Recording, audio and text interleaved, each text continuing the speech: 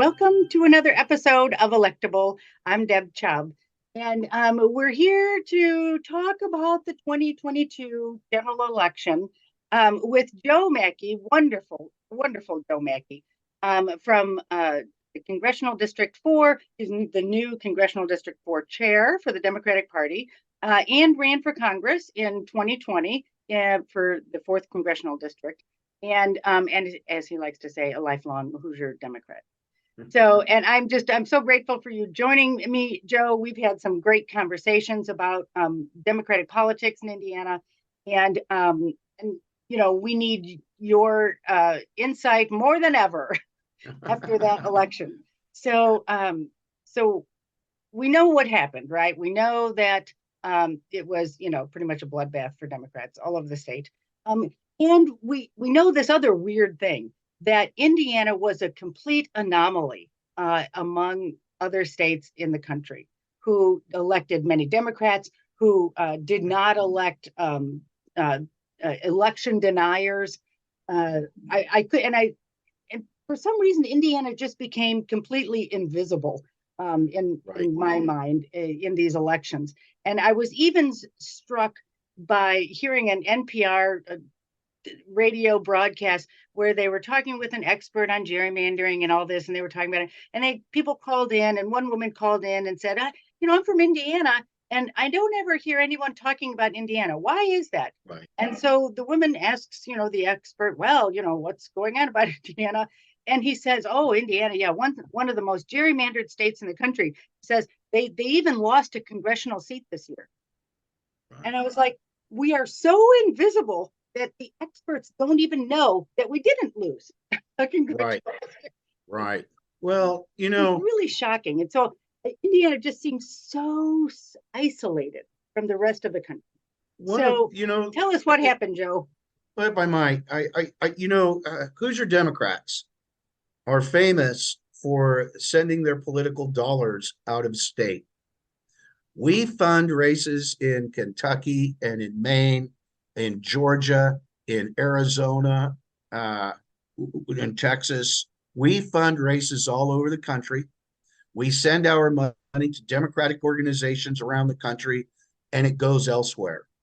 And our candidates starve financially. We don't raise money. I have this story. I had a gentleman here in Lafayette, my hometown, good Democrat, always voted, never missed a cycle, was telling me that every time Mitch McConnell made him angry, he sent Amy McGrath another $10. And while I got his vote, I never got $10.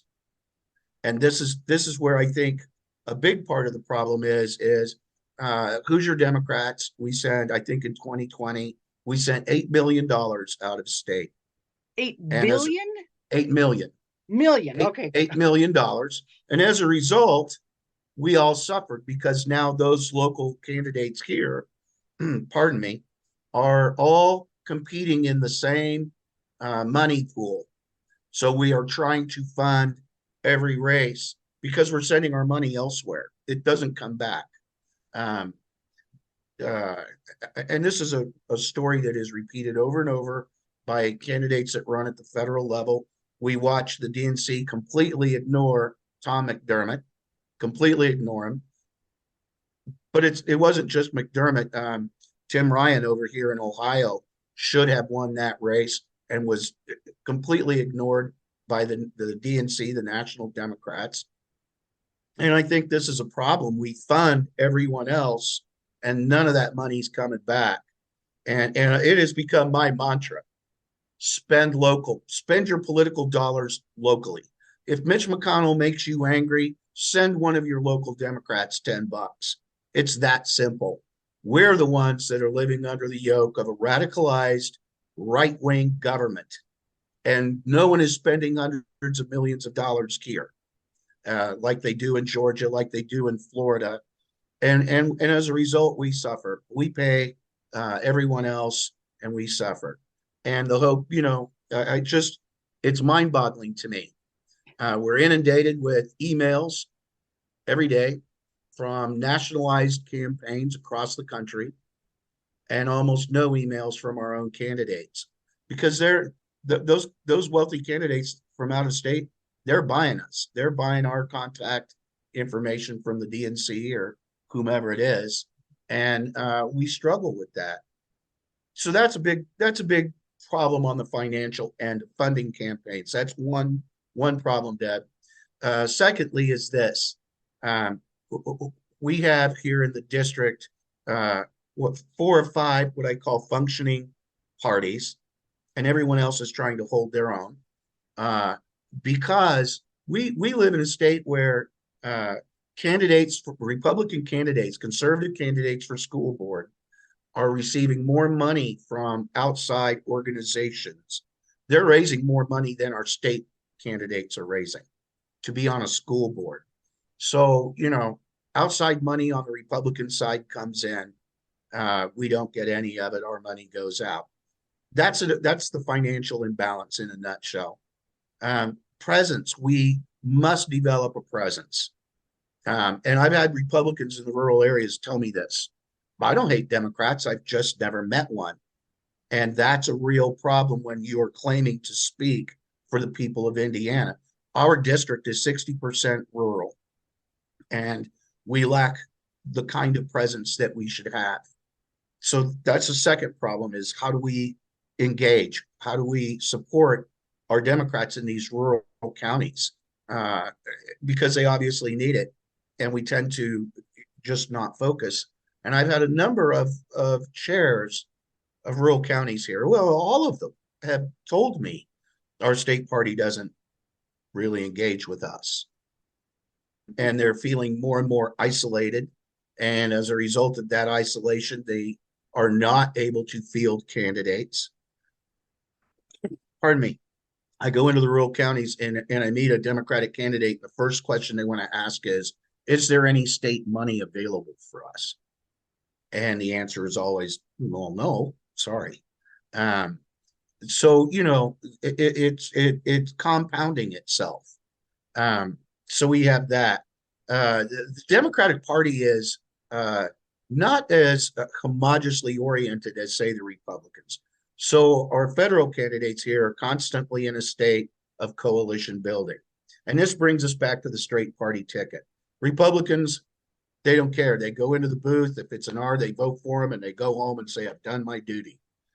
Democrats are far more discerning, I think. And if you isolate this particular group, you're not going to get their vote. So that's a problem. I think, when it comes to the midterms and low turnout, this is where we damage ourselves the most. We tend to become focused on the bigger election cycles, the presidential election cycles, and we skip the midterms. And I think part of the answer to resolving all of this is Hoosier Democrats should be focused on the midterms. That's where we can be at our strongest. A 60% turnout among Democrats in the midterms will put a lot of Democrats in office up and down the electable ladder, and we have failed to do that. And may get us some statewide candidates success. Correct. Absolutely. And that's where the races we need.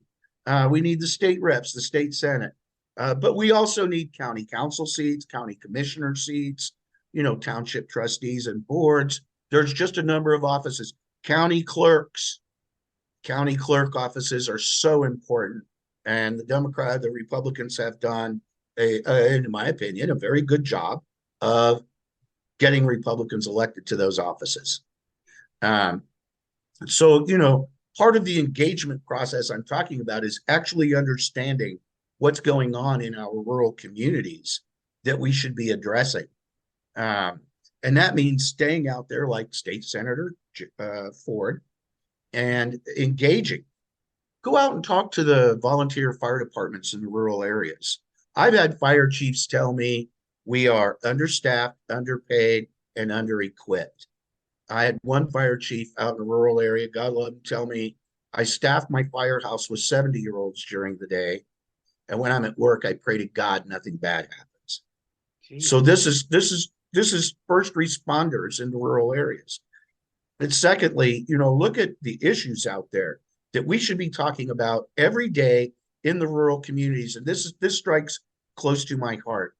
Our infant mortality rates and our maternal mortality rates in the rural areas are through the roof, among the worst in the country. A rural woman in Indiana stands less of a chance of successfully delivering a birth than a woman in Paraguay. That's right. This is a real problem to me. This is tragic. And these women and children, they are dying of treatable illnesses, but there's no access. They have no access to prenatal care, postpartum care, pediatric care. And what happens is by the time they are determined to be sick, they're very sick. Mhm. And our state boasts billions of dollars in surplus. Right. And what are they doing with it? They want to give business another tax break. Right. But we know there are answers. I'm watching right now, following the state of Nevada, who has started a mobile health care program to reach rural communities, heart care, prenatal care, gestational care. They're putting these mobile vans out there, RVs, that are set up to be mobile offices, and they're going out into the rural communities. We do it here in Lafayette. It's being done here, actually. Matrix Life Care, a local Christian organization, does women's care, women's health care. They have spent $1 million to create a converted RV.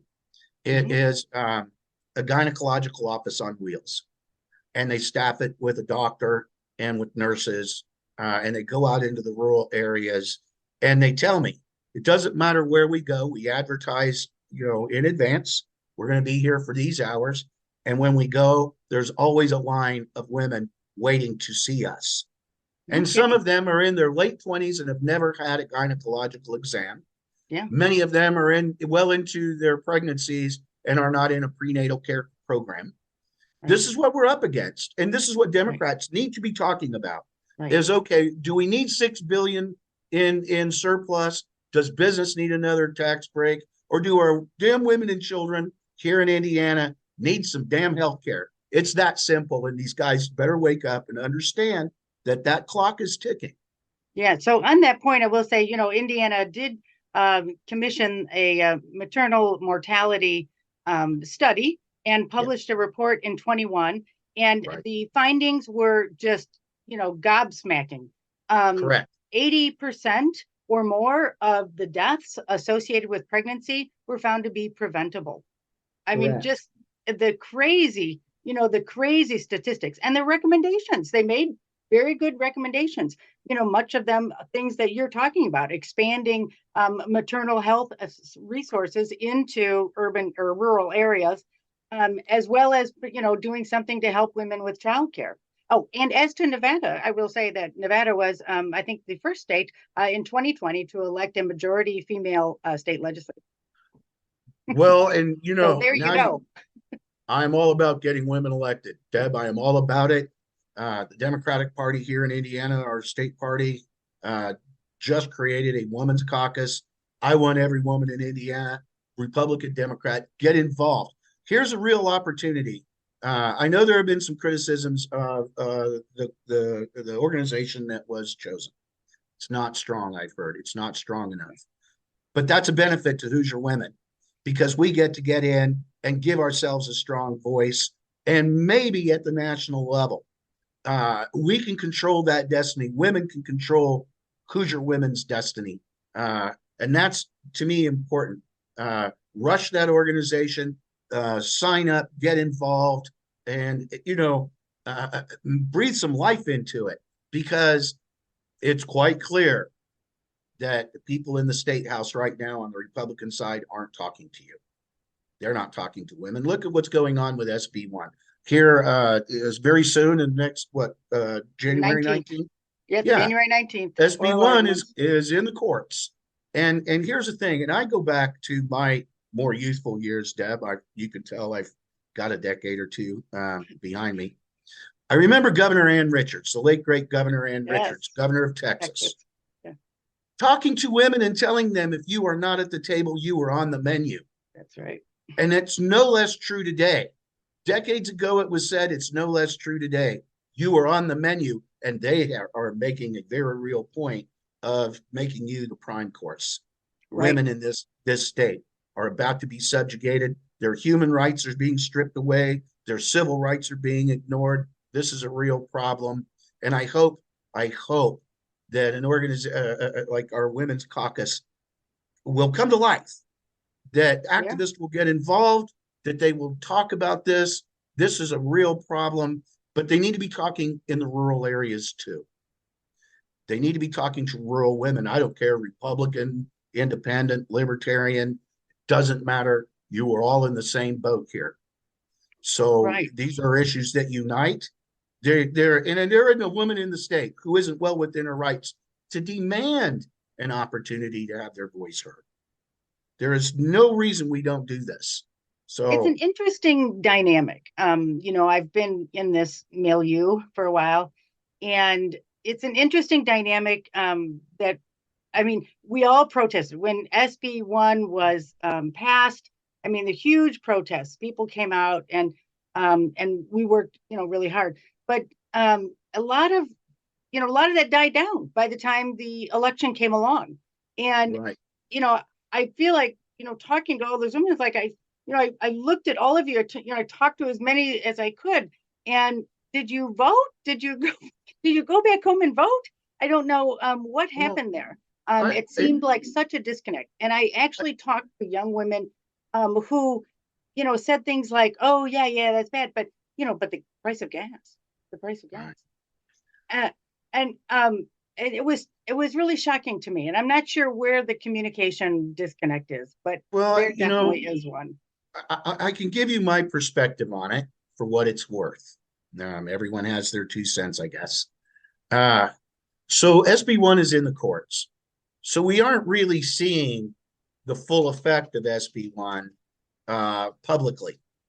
So, young women can get their contraception, they can get their health care, they can still get an abortion. If they deem it a medical necessity, they can get it. Well, so no, right now it's perfectly legal right now. And in this moment, it's perfectly legal to get an abortion with or without a medical problem. Your 10-year-old daughter has been raped and needs an abortion, she can get it in Indiana. That's the point that we need to make here. Because once the courts rule, and I have no faith that our Republican conservative judges are going to turn this down, and women will lose all of this. These are human rights. So you're talking to somebody who absolutely in his heart believes that healthcare is a human right first. I believe that. And, you can't. And keep in mind, too, that on our state Supreme Court, there's only one woman. Correct. So, it makes you, as a female, you're like, how does that person, how do these people even get to make this decision? Just like in the legislature, we have still like 25% women serving in our state legislature. Right. And how, as a female, you're like, how do these guys get the, right to make this decision for women? Well, never having any, experience. That's the failing of a supermajority. And I don't care. It doesn't matter what party. A supermajority is bad for the country. It's bad for the state. We need that dissent. It used to be that dissent was the most valid, most cherished right that Americans had, was the right to dissent. And if you were seen as dissentful now from a supermajority, either party, they come after you. They shut you down. They control all the money. So if you speak out against them, the chances are somebody's going to primary you with dark money. And that's a big problem, because then the stronger you are as a party, the more power you hold, and they hold all statewide offices. So, the more power you hold, the less, I think, connected to the average voter you are. There's a groupthink that takes place, and it's a power vacuum, and that power generates from the top down in a very regimented way. Mm-hmm. And so, it's unusual. I'm from Tippecanoe County here, and we are at times a very bipartisan community. So I was just several weeks ago I attended the mayoral campaign announcement for Erin Easter. She's running for mayor of West Lafayette. She is a wonderful candidate. She was introduced and endorsed by the sitting Republican mayor, John Dennis. There were Republican county commissioners and their wives in the community, in the audience. Republicans and Democrats alike were all there to support this. And I think that, that kind of bipartisanship is so rare. We tend to here in Tippecanoe pay attention to everyone. So when a good candidate comes along, we will tend to side with that good candidate. For the most part, you might get some, coattail riders, but for the most part, this community is pretty well informed, and they tend to look differently at each other than some of these others. I go down to out to some of these other counties, and Republicans and Democrats don't talk to each other. They give side eye glances and snake eyes to each other, and whisper foul things under their breath. And it's a sad state of being when Americans can disagree and be disagreeable, and that's seen as okay. I know in your district, particularly, Senator Alting right. has been fairly, moderate as a Republican. Correct. You agree? That's absolutely. Was he up this year? He's just was reelected. He was, okay. And there are times when, I might disagree with the position Senator Alting takes. But I know him well. He and I are friends, and we've known each other nearly 30 years. And I know him to be a decent soul and thoughtful. And so, we can have our disagreements, but I'm going to shake his hand when I see him. And I wish him and his children and his wife well, always. So he got reelected. Was he opposed by a Democrat? No, ran unopposed. Okay, that's what I was wondering, because I wondered, and he didn't have a primary opponent either, or did he? No, but that's not uncommon. We had others who, we had some Democratic candidates who ran and won, who were opposed, but they were caucused in after the primary and never really put on what I would consider for Tippecanoe County a very serious campaign. So, again, the candidates that we put up here should know their communities well enough. Mm-hmm. And do you know how Senator Alting voted on SB1? Against. Vote against. So, and that's, there were those handful of Republicans who did vote against it. And there were two women voted against who voted against it. So, kudos to them. I'm sure that wasn't an easy vote for him to have to make, walk into his party and basically, thumbs down on something that they consider, the crown jewel of their political agenda. So, and I don't know. And so it's interesting that he didn't get, he didn't have any repercussions. There were a few other Republicans who voted against SB1. Ann Vermillion from over, I think Vigo County. She's a House representative, but she ran unopposed as well. So she got reelected. And then 70% of the citizens here in Indiana want abortion legal. Yeah, well, they want that. And so, what we have here is a minority of those in the Republican Party with a very loud voice and deep pockets who are pushing this agenda. And I think that there were maybe some who did vote for SB1 who in their hearts did not like that idea, but are not, politically strong enough to say no. So, it boils down to, what's going to come out of the courts? And, again, I tell you, I really have no faith that the courts are going to protect the human and civil rights of our women and children. Yeah, it's women and girls. I have no prediction for this. I also think if that's the case, there will be a huge backlash. I think you would have thought. But it hadn't been enacted yet. Well, it was And enacted, it was in effect for a week before an right, injunction was ordered. And I will say correct, that that injunction, that first injunction that was ordered by the terrific Republican judge woman right, in Owen County was a very good order, very clear and very, she went through many, many steps of discussion and analysis about the right, unconstitutionality of the ban. right. Well, And let's they're hope that the Supreme Court takes some education from that. what they're talking about, though, the constitutionality is the state constitution, Right. and it's tied directly to religious freedom, which they wrote into the state constitution.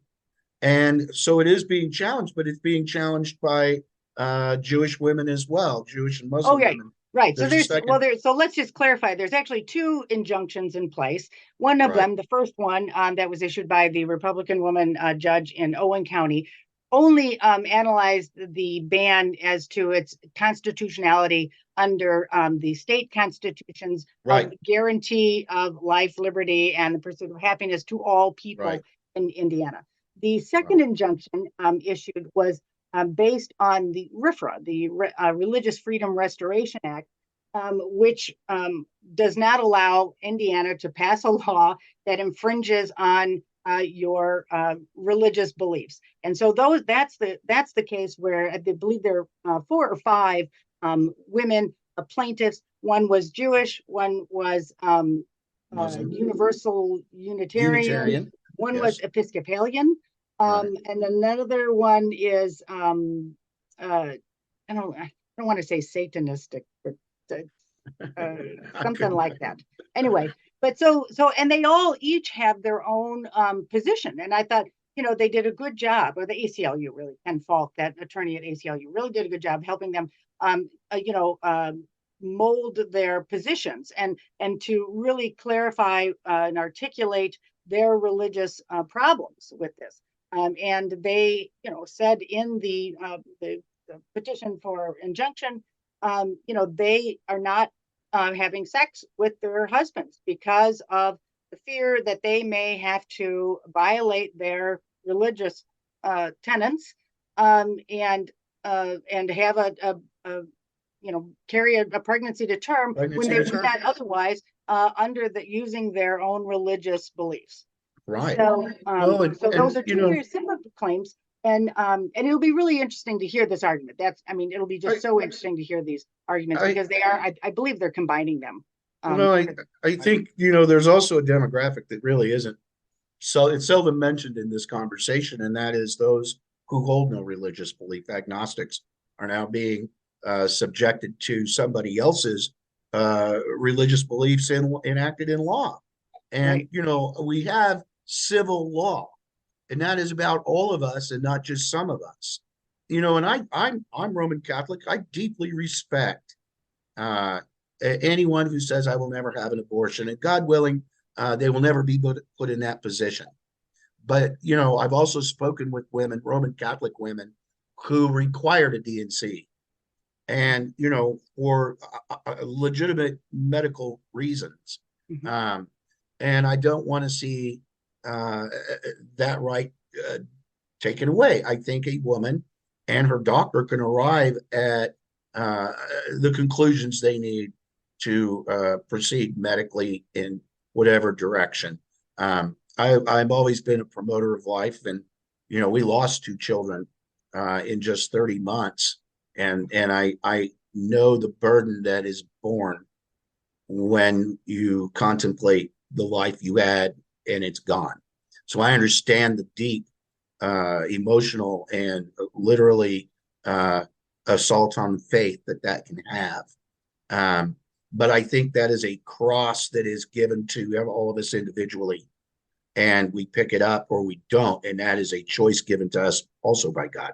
So, free will, the right to sin, and I don't need my religion legislated into law to live by it. I will live by it, but if you're not Catholic, then don't live by it. Go live by some other form of social engagement, whatever it is.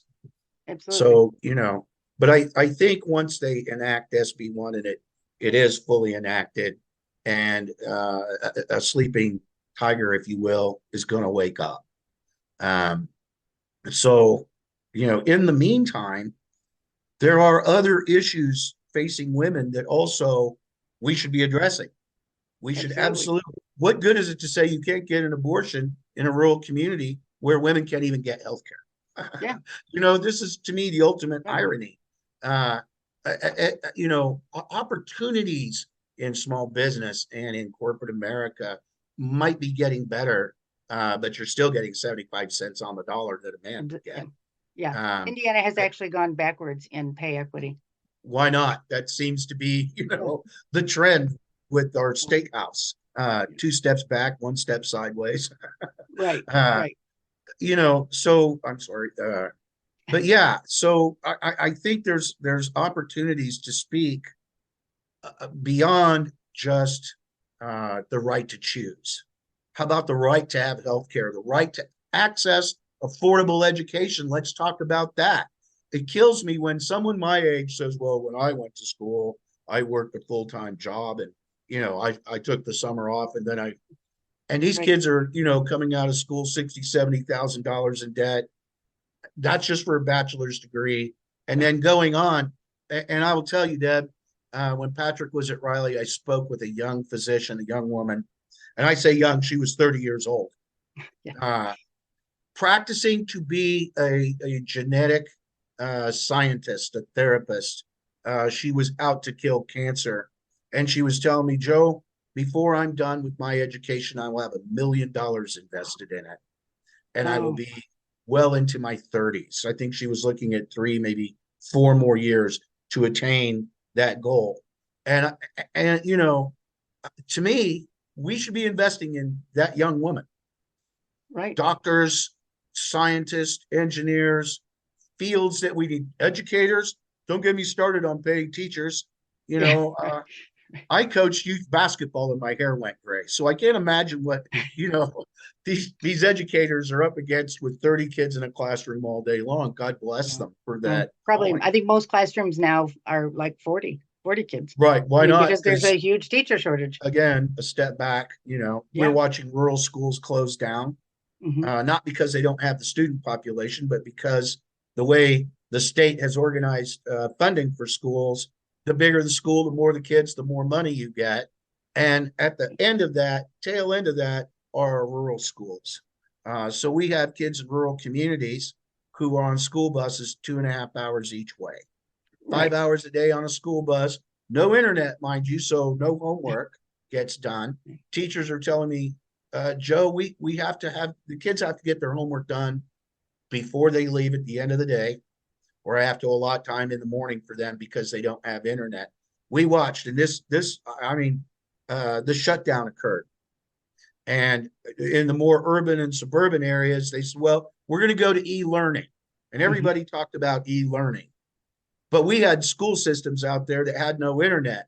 Yeah. Parents were going to the local library, which was shut down, or the local McDonald's, a Burger King, somewhere where they could get internet. All of it was closed. These kids couldn't get it. There was no e-learning opportunity for rural children. Tell me that's not a real issue for rural moms who value a good education, who want their children to have the same opportunities as a child in a more urban and suburban area. Because I was talking about this actually. I was talking to a parent down in Greencastle who lived out in rural Putnam County who was saying, I bring my children into McDonald's on a nightly basis so they can do their homework. Now, I was sharing this story up in Cass County in Logansport. Had a mom up there tell me, oh my God, I thought I was the only one having to do that. And, but this is a common theme, and Democrats don't even acknowledge that that is a real problem that we should be out there addressing. Equal access to quality education. So, Right. there's so many issues out there that, men clearly aren't prepared to take on. And I'm sure as God hoping women are. Well, Somebody's you got just to do it. give us a chance, give us a chance. I think we could straighten out a lot of this. But I mean, it is true that, broadband has been a terrible issue. I mean, it was one of Holcomb's promises I don't know, what, 3 or 4 years ago, Well, my and friend has Ron not Alting, happened. my You know, friend Ron and Alting, the first time he ran for office was on bringing internet to his rural district. How yeah, many decades ago was that? right. Uh, I think, Republicans are not willing on this topic. What it will take is, the government and the legislature, directing internet broadband companies to oh, go there. If you want to make money in our state, we're going to require you to provide access to oh, all Hoosiers. absolutely, But they're absolutely. just not willing. Republicans are not willing to say that to industry, because industry gives all their money to them. You Correct, know, correct. I mean, it's almost a vicious circle. They want the money, but they gotta coexist with them, and so they let the terms be negotiated by the businesses here, and we hear it. I mean, we just elected a gentleman over here in the 41st district, Mark Genda, small businessman. He owns some funeral homes and Republican, and I watched him in a forum with the other Republican candidates running for that office. And his biggest concern was, how do we get people back in the workforce? What are we going to? And he was talking about older people. And he mm-hmm. was talking about, we got to cut their Social Security, we got to cut Medicaid, whatever it takes to make them go back to work. Right. This is the agenda of the right. And it's Mm-hmm. from Mark Genda in Clinton County to Rick Scott in the United States Senate, who is all about, we're going to kill.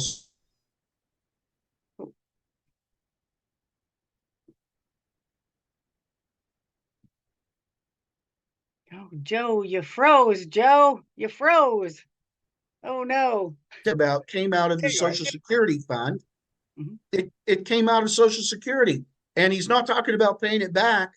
Americans paid into that. I've been paying into Social Security since I was 14 years old, and I'm not going to let Rick Scott, as a budgetary issue, screw me or any other American. There's other ways. How about repaying the Social Security? How about recreating the Social Security trust and putting that money in and locking Congress away from it? If Social Security today were fully funded, we'd be fully funded on it clear through the middle of the next century. And we ignore it, and I'm not blaming Republicans here. Democrats have raided Social Security as well. And I expect our federal government to step up and pay us back. They're not going to eliminate it, but Right. Well, it's so this whole goal that you talk of about, from Republicans and right wingers who say, people need to get back to work. And what they mean is we need people to take these low paying jobs. Well, yeah, right, And race to the bottom, right to right. work. And I will tell you that at the time that he was saying that, our employment rate here in Indiana was equal to that of 2018 before the shutdown. So I mean, it wasn't like Hoosiers weren't going back to work. We're Midwesterners. Midwesterners go to work. Yes. There's no question about it. And the idea that uh, they won't go to work for a business because they're not getting paid enough. Well, guess what? Pay them more. It's not like you aren't Yeah. posting remarkable Yeah. profits. Well, and everybody recognizes, even the State Chamber of Commerce, even the Farm Bureau recognizes that the number one impediment is childcare. Sure. And the state is not willing to do anything. It is expensive. Childcare is expensive. And but states do it. Illinois has been funding public pre-K for 40 years, more than 40 years. And other states do this fine. And we will have to do it. There's just no way around this. And if you want women to take the low paying jobs, and you don't want to see kids sitting in cars outside women's jobs for 8 hours, then somebody's going to have to address this. I agree. But these are never issues that will come to the table No. under a Republican supermajority. No. They just simply won't. They will create studies, Deb. They just gave us one. Yeah. You don't need to create a new study because data is out there, and it's ignored. Oh well, we'll just create a study, and that kicks the can down the road, and people Mhm. will stop forgetting about it as soon as the next playoff game comes or the next big Hollywood scandal, whatever it is, Yeah. and we'll forget about it. And that's Yep. what happens. I know Eric Holcomb in 20 had made this big comment about we've been working to improve the maternal mortality rate. We are 0.19% better now than we were in 1900, 120 years earlier, and we are 0.19% better. So, and I'm thinking, well, let's have a parade on that. How sad. I mean, the amount of money they would spend on, another study that would give them recommendations that they wouldn't follow anyway, could be used to really advance, the health of women giving birth. So, but we're running out of time. So, Joe, I want to move along, and I want to talk about a little bit, where can people go from here? This is a moment, the crushing defeats that we have had as Democrats in Indiana over the last, several cycles now, has really made everything just look so sad for Democrats. But I would like to propose this new idea. That is that because of all of this terrible outcome, and Democratic people in the party are just kind of exhausted and kind of they're out of gas. Now I would say this is an opportunity for people to go into those local Democratic parties and step into some leadership roles, and Absolutely. take on your issues. We need new legs in the Democratic Party, because people are just so too many people, like you say, a lot of the Democratic parties in rural counties in particular are just broken, and we need people who are inspired by these crazy issues that Republicans refuse to address, that just end the crazy extremism. And so now is the opportunity. Now is time for someone who cares about women, someone who cares about children or public education or public health, or constitutional rights to life, liberty, and the pursuit of happiness, to go to their Democratic Party organization in their county, and if they see people who seem demoralized and not very active, this is your chance to go in there and step up the game for local Democratic parties. The real challenge is, you're right. We need to create a presence. The fourth congressional district is comprised of 16 counties. And we have county chairs that don't know each other, have never met each other.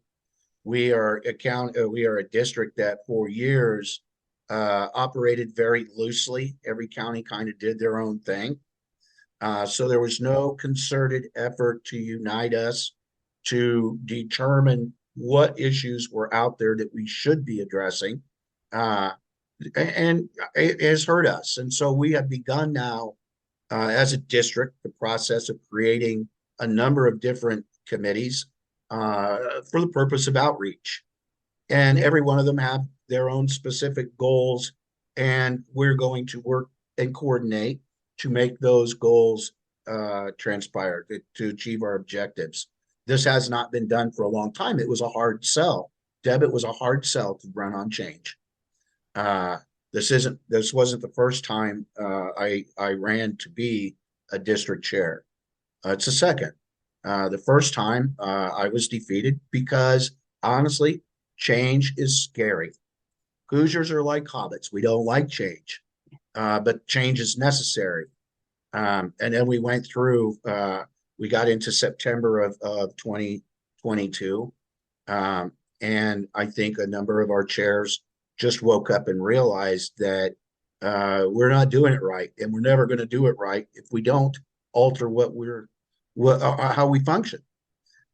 So we're in that process here, reinventing ourselves. Now, I have been told by those that would know that the plan that I have laid in place, that Lita Rouser, my vice chair, and currently the chair of the Democratic Party in Cass County, we have been working on this plan for a long time, she and I. And I'm told that this is a 15-year plan. But I'm 62. I don't have 15 years. And I'm not leaving here without these goals being accomplished. I want them done. So my goal is 2026. By 2026, I would love to see a 60% turnout among Democrats here in the district. In a Uh, midterm. in the midterms, In a midterm. 2026. So, that's our challenge. And the way we do that is community engagement by being out there, by knocking on doors. My friend Dave Sanders ran in this last cycle for a state Senate seat, District 23. It originates in West Lafayette and runs all the way down through, I believe, Warren, Fountain, and North. Pardon me. Is it Sullivan County? There, Clinton, Indiana. I forget. It's a large district, little piece of Montgomery. And he knocked on a door, and a woman answered, and he introduced himself, and she nearly started crying, and she said, I've been waiting a long time for a Democrat to knock on my door. Waiting. They're waiting out there in the rural areas, and no one's talking to them. No one's reaching out. We need to be engaged. We need to find these Democrats. One of the things, I would like to see our candidates announce much earlier. If you're going to run for a state's rep seat, get out there this year. Get out here in January, work with the other candidates who are on a ballot, understand campaigns, broaden your outreach, get to know everybody, get to know everyone. You will learn a great deal from it, and it will better prepare you to be a candidate in the district you've chosen. JD, well, certainly. and I want to remind people too, this is not a no election year. These are the municipal races this year. So, Correct. Find your city council, find them and run for those seats. We need people on city councils, on mayors, city clerks. Correct. And we're doing that. I mean, the county chairs are working on that in a very big way. Right. We struggle in some counties finding candidates, and that's a real problem for me, that we have qualified Democrats out there. Some of them won't run simply because they don't believe they can win, or they've run once, taken a trouncing, and don't want to come back and drink from that well. And I understand that. But I think a part of lessening that whole thing is to get involved early. Don't wait until it's May now. I mean, here we are in January. People will start filing very soon, primaries in May. We should have had our candidates for the municipals out last year, working with the campaigns that were going on. We need to get them out. We need to train them up. Literally, they need to learn how to glad hand, how to talk to people, how to listen to what they're being told. So I had a boss when I was before I retired. He was a great boss, but he used to say, the hardest part about leadership is listening, focusing on the message and not the messenger. And it's so true. I was speaking with a local militia, a group of militiamen. They were clad in their paramilitary stuff, guns, and I was talking about the Jake Laird laws here in Indiana, the red flag laws we have, and how they came about. Officer Jake Laird.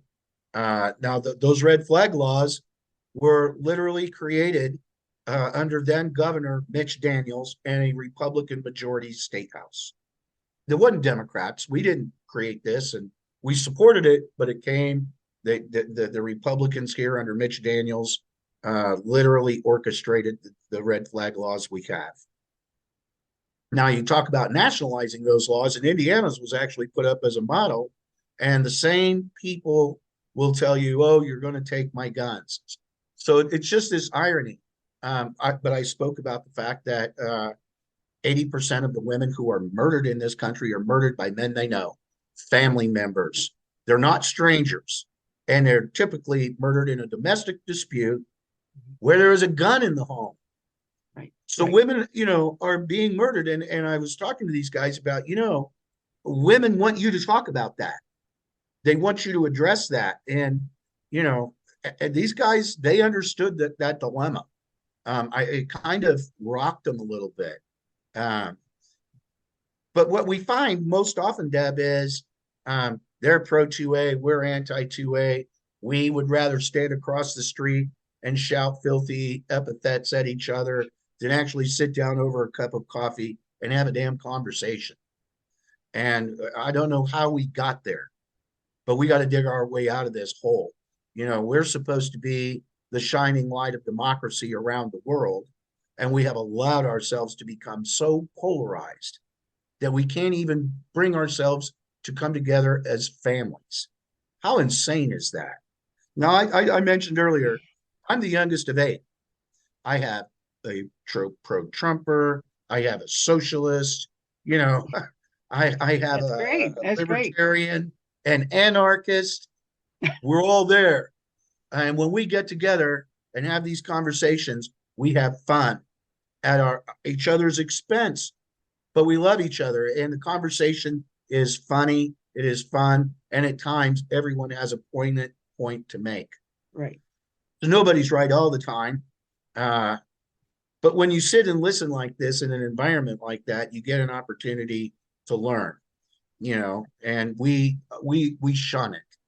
We absolutely shun any opportunity to explore a boundary. And that's right and left. And it just slays me that we can't even come together and just have a conversation. And I think, the art of politics was the willingness to talk to everyone and compromise. We've lost the willingness to compromise. And I forget who it was that said, compromise is the art of politics. Nobody gets everything they want, but everybody can get something. And we used to be satisfied with that, we no longer are. Well, I And think though, Joe, I think we have a good example in Joe Biden. He has compromised, oh yeah, a lot and has been very successful at getting legislation passed. I mean, a correct. shocking amount of legislation has been passed in the last 2 years that has really addressed the concerns of people everywhere, including Indiana. So, Right, so I think right. that is a good example. And as a Democrat, as a very strident environmentalist, as a feminist, we haven't gotten everything we wanted Well, for sure. I look, But we Todd but we're Young, headed down the road. We've got a little bit further down the road, and that's Todd important. Young recently voted in favor of the Defense of Marriage Act. And there are Republican counties around the state who are censuring him for his vote. Right. Um, and far too often, again, uh, we see our elected officials just seem to get corralled into "you will do this or we will fire you" kind of a thing. And when you elect somebody, you would like to think that they are thoughtful, insightful people, Hmm. that we all have their boundaries. We won't cross this, but we will talk about that, finding areas Right. where we can work together. And that happens a lot more at the community level, truly. And I point to Yes, it does. Martinsville. You recently had my friend Tom Wallace on, and God help that poor community and what's going on down there. Yeah. Um, so, but when you look at the people who are involved, politics isn't at the center. Their health and well-being are. Why? Because toxic water doesn't care if you're a Republican, doesn't care about your religion, your politics, your income. It is poisonous. And they know they have those cancer clusters down there. They know that. So, when we find those issues at the community level that will unite us, that's where we have to work the hardest, regardless of our political standings. Um, and so, when I talk about engagement, it doesn't have to be political. Join a group that picks up trash in areas, or helps transitional housing, helps the homeless. Some sort of civic engagement that will bring you in contact with your greater community. Right. Um, And I think a really good tagline onto that is you will find good Democrats doing great things for communities, and you'll find some good Republicans doing good Oh, things for the people. Um, absolutely. and Absolutely. it's unfortunate that there are, a number of Republicans who just have no interest in doing that. But there are Well, some good Republicans out there, we and there are a great many great Victoria Democrats like Sparks that. recently, we lost Victoria Sparks up north in the traffic accident. Please help me there. Oh no, Jackie Walorski. Thank you, Yeah, Jackie yeah. Walorski. God bless I was like, her did and I her miss family. something? No, it's me. It's gray That's hair. all I'm right. That's sorry. all right. Uh, All right. but we lost her, and she did a great deal of work uh, for autism and All autistic right. children here. And that's also a mark of a good person is they're not out there parading the good work they're doing. They just do it to get it done. And the Mhm. reputation is solidified. And I apologize for misrepresenting her name because she did such good work and she Hmm. was so well recognized. And families with autistic family members, children here in Indiana lost a great advocate. Really Um, interesting. so, I know a number of Republicans, they do charitable works. They just don't talk about it. Hmm. Um, we have a foundation and, we've had times when I needed to help a family and I've called somebody and said, I need $1,000. How can I get this family $1,000? And the money comes, because we're Hoosiers and we help each other. So, yeah. I mean, that's a character trait that's known around the country. Your car breaks down in Indiana, you're going to get help. Right. Um, and we prove it all the time. We just don't acknowledge it. Right. So I'm a positive person. I believe in the best of everyone, and I believe when we work for the best, we bring that out in people. And I see it. I just think we need to do a better job of engaging, and that's where my district is headed. That's As long as awesome. I'm in charge, we're Well, going to that's great. engage. So we're like almost out of time. But that is wonderful note to close on. We would be great to see Hope in the fourth congressional district in Indiana. It's really kind of central west, I guess, is Right. designated in the state.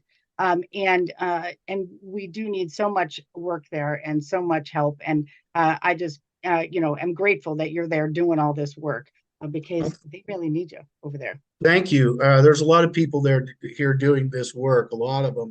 I'm not afraid to pick up the phone and ask for help from Democrats. Uh, Check back in with us in a couple of years and see where we are. Uh, Hopefully, I will have the kind of news that I think we all want to hear. Great, great. Thank you for All the right. Well, opportunity to thank you speak. so much. Yes, thank you, Joe, for joining me. This has been fun. It's been fun chatting with you. All right. Take care.